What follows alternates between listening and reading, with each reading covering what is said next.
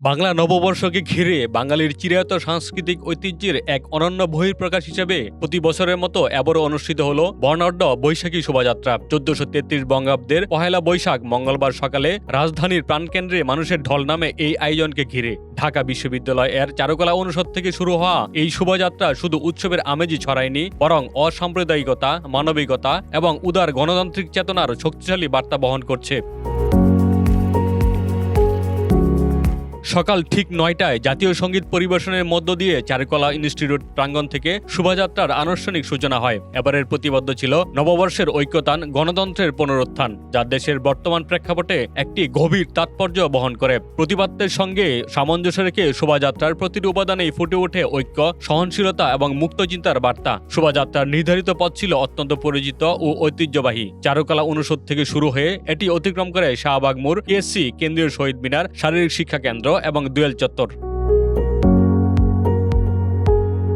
এরপর বাংলা একাডেমির সামনে সড়ক হয়ে পুনরায় চারুকলার প্রাঙ্গণে এসে সকাল 10টার কিছু পর এই বর্ণিল আয়োজনের সমাপ্তি ঘটে। পুরো পথ জুড়ে ছিল উৎসবমুখর পরিবেশ, উচ্ছ্বাস আর মানুষের স্বতঃস্ফূর্ত অংশগ্রহণ। এবারের শোভাযাত্রায় অংশগ্রহণ ছিল চোখে পড়ার মতো। শিক্ষক, শিক্ষার্থী ছাড়াও সমাজের বিভিন্ন স্তরের মানুষ, বিভিন্ন জাতিগোষ্ঠীর প্রতিনিধি, সাংস্কৃতিক সংগঠনের কর্মী এবং বিদেশি অতিথিদের উপস্থিতি এই আয়োজনকে বহুমাত্রিক রূপ দিয়েছে। বিশেষ করে গত 2 বছরের তুলনায় মানুষের উপস্থিতি উল্লেখযোগ্যভাবে বৃদ্ধি পাওয়ায় পুরো আয়োজন যেন নতুন করে প্রাণ ফিরে পায়।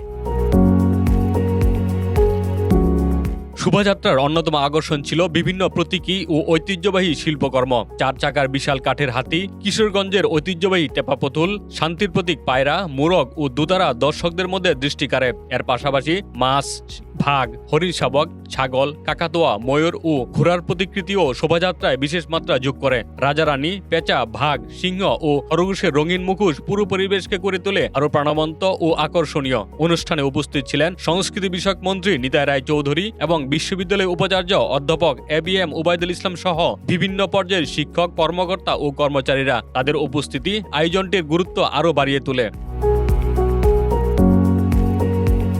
শোভাযাত্রায় অংশগ্রহণকারী শিক্ষার্থী নুসরাত হুমায়রা বলেন, এই আয়োজন শুধু একটি উৎসব নয়, বরং হাজার বছরের বাঙালি সংস্কৃতি ও অসাম্প্রদায়িক চেতনার এক জীবন্ত প্রতিফলন। বিপুল মানুষের অংশগ্রহণ তাকে নতুন করে আশাবাদী করে তুলেছে। একইভাবে বেসরকারি চাকরিজীবী মইনুল হক মনে করেন, বৈশাখ বাঙালিত্বের সবচেয়ে বড় প্রকাশ, যেখানে ধর্ম বর্ণ নির্বিশেষে সবাই একসঙ্গে আনন্দ মেতে ওঠে।